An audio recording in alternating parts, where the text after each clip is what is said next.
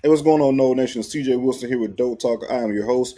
FSU is in the midst of completing, well, not necessarily completing, but getting all of their 2025 signees on campus. That's right. So the summer wave of enrollee for freshmen enrollees or signees, however, whatever you want to call it, have made their way to campus for FSU. Of course, you have your early enrollees that went through the winter, or the spring semester rather, went through spring football. Now we got the kids that stuck it out throughout the remainder of their high school career, prom season, all that type of deal. Now it's time to get to the nitty gritty, and that's Florida State football. So it's a few guys I want to kind of reiterate in regards to kids we spoke about on signing day that signed with FSU. These guys are finally on campus now and ready to make their mark and start their career as an FSU Seminole. The first name I want to discuss is Ousmane Kromah. As you guys know, the big time running back flip out of Georgia, one of the premier running backs in the country for the 2025 recruiting cycle. Ended up late flip for Cromah over the Georgia Bulldogs. FSU ended up winning out that recruitment, even though he committed to the Georgia Bulldogs during the season. FSU was able to snag his signature for signing day. And this is like when I say elite, this kid is elite, man. Yeah, it's big time talent. I don't feel like it's a few players within this 2000. Well, you guys know me personally. I don't really like to put expectations on true freshmen and things like that. And I really don't want to do this here, but I see a hard. I think it's going to be very hard to keep Croma off the field. I feel like he has that type of ability, game breaking ability, one of the better recruits within the Mike Norvell era. To be quite honest with you, based upon his film, I thought he was a 5-star talent, but that's neither here or there. The film speaks for itself, and we end up getting an elite running back prospect out of Georgia. So he would be on campus, get ready for summer school and conditioning, that type of deal, getting trained or getting built by storms and going into fall camp. So we'll see how the season plays out for Cromwell, but a big time player nonetheless. Big flip for FSU. Next up, I want to speak about Zay Thomas, the 4-star defensive back from American Heritage. Big time get as well, man. Ended up beating out Clemson and the Miami Hurricanes for Zay Thomas. And Clemson was a school that really went after Zay during the recruiting process. 6'2", 190 pound. Like I said, cornerback down in American Heritage. He will be competing for playing time. He was one of my favorite gets out of the from the recruiting cycle last year from a DB standpoint. Really good pair with Shamar Knox, the early enrollee out of Carrollton, around 6'2" as well. You guys know Patrick Surtain has a type when it comes to the defensive backs, long and athletic, especially at the cornerback position.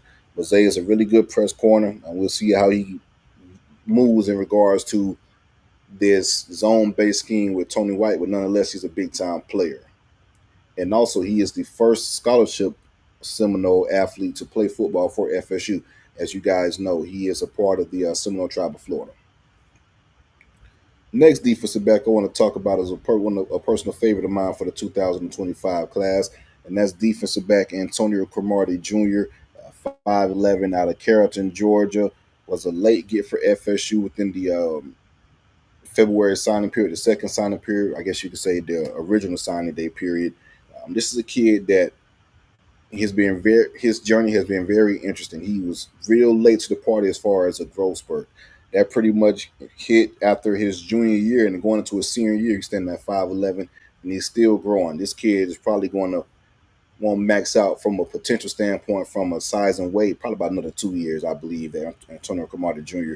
I could easily see him being around the 6'1" range, and it's been interesting because this past semester, real smart kid ended up finishing the majority of his classes at Carrollton early. The past few months, he's been in Houston training with his dad, Antonio Cardi Jr. You guys know what type of athlete Crow was in his own right at Florida State, and just been a DB technician himself over the last few years and coaching and developing. Spent some time out in Texas A&M, so it's real interesting to see Junior working out with his dad, eating with his dad, just kind of getting the ins and outs of being a defensive back, spending this month and a half or 2 months with him rather before coming over to FSU. So it's going to be interesting to see how his career plays out for FSU. Like I said, I think he's still going to be developing size wise. The It's just a start for Antonio Cromartie Jr. as far as his development process. But a good get down the stretch for FSU. I think you lined up. You can play safety, cornerback, really doesn't matter. Play safety for Carrollton. Next, we're going to speak about Chaston Brown, a 6'7", 270-pound tackle out of Georgia. As you guys know, he was committed to Herb Hand at UCF. Once Gus Malzahn and Herb Hand announced they were coming over to FSU, Chaston Brown decommitted from UCF, and it was kind of inevitable that he was going to reunite with the coaching staff up here in Tallahassee. But like I said, standing at 6'7", 270 pounds, has a real nice frame, can easily carry 320 pounds. I think he'll be a rare shirt candidate for Florida State. Want to get him in developing things like that, but it's a good get as far as the future. And I studied this in previous videos as far as the portal. Herb Hand has done a good job as far as changing the makeup of the current offensive line that we're going to try it out for the 2025 season, and also building for the future as far as depth and your future offensive lines. All right, this next kid is an interesting one. And this is Tyreek Mallerie, 3-star receiver, 6'5", 190 pounds, out of Connecticut. That FSU pulled the late signing they get over the University of West Virginia. So we beat out West Virginia for this kid's services.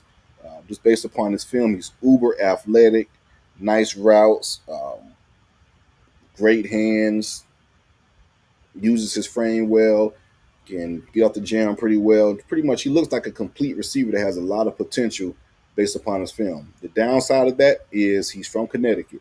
So the competition is going to play a factor. Well, it's going to be questioned rather as far as the competition. I do want to see how he adjusts to the first couple, I guess you say this fall camp rather, and just being acclimated to playing in Florida one and just playing against the competition. And not just Florida competition, but Florida State competition. We're talking about cream of the crop, P5 or P4 rather, competition that you're going to see. So I do want to see how he adjusts. But from just a physical makeup, I'm really excited about Tyreek Mallerie and what he can bring to the table. Probably be a red shirt candidate for FSU, but I do think this is a good get. It was a good get for FSU and could pay dividends in the future. Like I said, my main concern is how he's going to adjust coming from playing football in Connecticut to playing football at Florida in that Florida State. All right, next key we want to talk about offensive line. We're going to stick with that. Herb Hand, like I say, he's been developing for the future. And this is Chavis Thompson, a 3-star center, 6'1", 310 pounds, out of Cocoa, Florida. Ended up getting a late flip from him. The kid was one time committed to Oregon, and he committed to Willie Simmons at FIU. Then we ended up getting a late flip from Chavis Thompson. Was the starting center for the Cocoa, and you guys know Coco's in, I think, won 3 straight state championships. Cocoa fans, if I'm wrong, correct me. Right, 3 state championships. Teammates with Javen Boggs. Javen Boggs, the big time receiver that's already enrolled at Florida State. So you have a winner and one in regards to Chavis, and like I say, he's winning 3-time state championship and playing football in some high level football rather in the state of Florida. He's also this kid's uber athletic. He can move around very well, understands leverage. He's a wrestler as well. He had an 84-17 career wrestling record during his high school career, and get this, the kid can also dunk. There was a video going around on his Twitter page where he posted where he dunked as well. So you got a starting center, well, not a starting center, rather an enrolling center that was a wrestler in high school, so he understands being physical, leverage, and that type of deal. Uber athletic, can move around, explosive. He can dunk the football, and he's a winner. Comes from a winning program in the state of Florida, state champion. So I'm really excited to see what he looks like from a development standpoint. I fully trust Herb Hand 100% as far as his takes and things like that. Real interesting ones. We're going to stick with the offensive line to round out the 2025 recruiting cycle. And that's offensive tackle 3-star Sean Porrett, 6'5", 270 pounds, out of Georgia as well. This was a kid that was committed to the University of South Florida. Herb Hand had previous relationships when he was at UCF. So again, this is another carryover situation. Herb Hand extended an offer. He committed, signed with FSU. He will be coming on campus as well soon. And last but not least, I want to talk about 3-star kicker Bruno Reese from Venice Beach. He will be enrolling as well to FSU. So we have a lot of kicking competition as we lost Ryan Fitzgerald due to graduation. So that's where we at with it, man. So make sure you guys like this video and subscribe to the channel. I want to give a shout out to my Bethune-Cookman Wildcats for winning the SWAC championship in baseball. They will be coming to Tallahassee for the Super Regional. So I want to give a shout out to the Wildcats. But again, hit that like button, subscribe to the channel. Go Noles.